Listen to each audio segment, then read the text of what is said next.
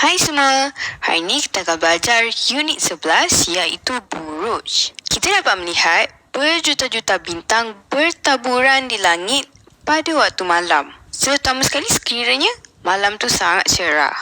Sesetengah gugusan bintang kelihatan membentuk satu corak di langit.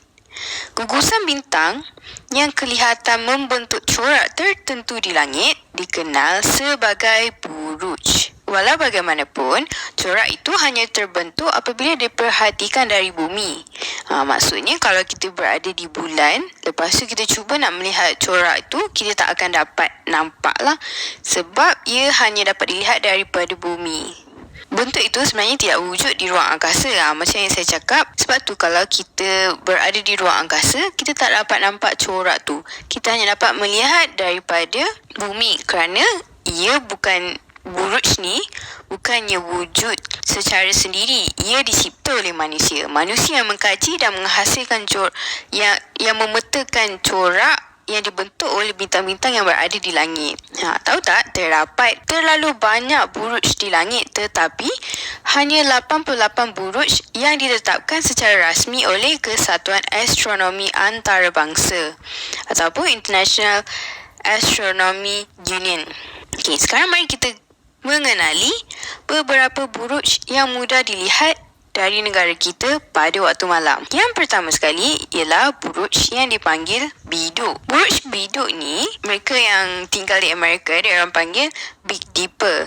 Ataupun nama lain untuk buruj biduk ni terdapat pada bahasa Latin iaitu Ursa Major. Buruj biduk ini merupakan sekumpulan 7 bintang terang yang membentuk corak mangkuk dan pemegang. Contohnya kita boleh lihat dalam gambar ni. Dia ada 1, 2, 3, 4, 5, 6, 7. 7 bintang yang sangat terang yang membentuk mangkuk dan pemegangnya. Buat pengetahuan semua, 2 biji bintang yang membentuk muncung mangkuk, tu sini dan sini, akan senantiasa menunjukkan arah utara. Buruj ini boleh dilihat di hemisfera utara antara bulan April hingga Jun dalam pukul 8 malam sehingga 10 malam. Disebabkan ia sentiasa menunjukkan ke arah utara, disebabkan itu ia mudah dilihat di hemisfera utara. Sekarang mari kita lihat kepada buruj yang kedua iaitu buruj pari. Buruj pari merupakan sekumpulan 4 bintang terang yang membentuk corak seperti palang ataupun layang-layang. Ia berbentuk cross lah dalam bahasa Inggeris. Ia membentuk cross. Palang lah. Tahu tak? Buruj pari ni juga disebut ataupun dikenali sebagai Southern Cross. Pari ini adalah buruj yang terkecil antara 88 buruj, tetapi paling senang dikenal pasti di langit. Kenapa tu? Sebabnya satu bintang yang paling terang dapat dilihat pada kaki pari, iaitu macam yang dalam bulatan ni. Untuk dalam gambar ini pula, yang paling terang adalah yang ini. Bintang yang paling terang ni biasanya menunjukkan ke arah selatan. Maksudnya dia menjadi macam ni, selatan. Buruj pari ni boleh dilihat di hemisfera selatan antara bulan April hingga Jun dalam lebih kurang pukul 8 malam sehingga 10 malam. Macam yang saya sebutkan tadi, disebabkan ia menunjuk ke arah selatan, jadi ia lebih mudah dilihat di hemisfera selatan. Ingat balik yang dalam buruj biduk pula, sebabkan ia menunjuk ke arah utara, ia dapat dilihat di hemisfera utara. Ingat tau ini. Sekarang mari kita lihat buruj yang lain iaitu buruj Scorpio. Nama macam familiar kan? Buruj Scorpio merupakan sekumpulan bintang yang membentuk corak seekor kalajengking. Ini adalah contoh bintangnya. Lepas tu, apa kita gabungkan, kita boleh nampak ia membentuk seakan-akan corak kalajengking. Buruj ini terdiri daripada banyak bintang terang. Disebabkan Scorpio ini adalah buruj yang besar, ia boleh dilihat antara bulan Jun hingga Ogos, antara pukul 8 malam hingga 10 malam di kedua-dua hemisfera, iaitu hemisfera utara dan juga hemisfera selatan. Sekarang mari kita lihat buruj yang terakhir iaitu buruj belantik. Buruj belantik ni, nama bahasa Inggeris dia ialah buruj Orion. Ia membentuk corak seperti seorang pemburu yang memakai tali pinggang dan pedang. Kita boleh lihat dalam gambar rajah ni. Ini adalah bentuk burujnya. Dan apabila kita tafsirkan, ia kelihatan seakan-akan seorang pemburu yang memakai tali pinggang dan juga pedang. Terdapat, kenapa dia cakap buruj berlantik ni kelihatan seperti pemburu yang memakai tali pinggang? Ini disebabkan oleh 3 bintang terang yang membentuk tali pinggang pemburu tersebut. Buat pengetahuan semua, garisan yang menyambungkan bintang di tengah tali pinggang ke kepala, dari sini ke sini, sentiasa menunjukkan arah utara.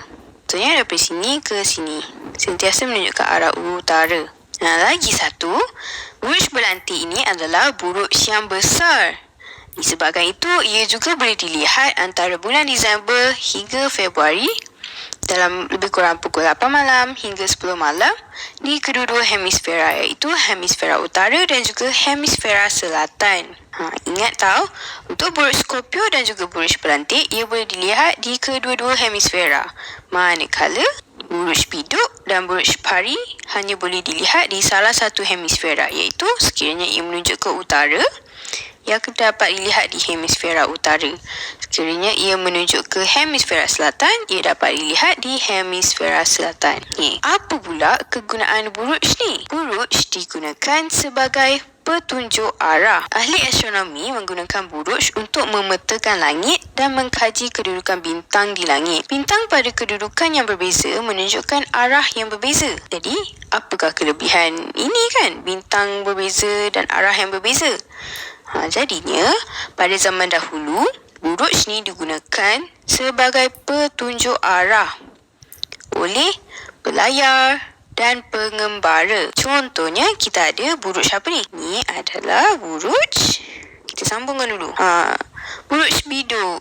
Jadi, ia digunakan untuk petunjuk arah disebabkan ia menunjuk ke arah utara. Manakala ni buruj apa pula ni? Mari kita sambung dulu. Ni adalah buruj pari. Sebabkan ia menunjuk ke arah selatan, jadi ia telah menjadi petunjuk arah untuk pelayar dan pengembara pada zaman dahulu, waktu zaman tak ada GPS semua tu. Selain itu, buruj juga digunakan sebagai petunjuk musim. Kemunculan buruj di langit menjadi panduan bagi petani di kawasan yang mengalami 4 musim, seperti petunjuk musim menanam dan musim menuai. Terutama sekali, kemunculan buruj biduk menjadi petunjuk untuk musim menanam. Manakala kemunculan buruj Scorpio menjadi petunjuk untuk musim menuai di hemisfera utara.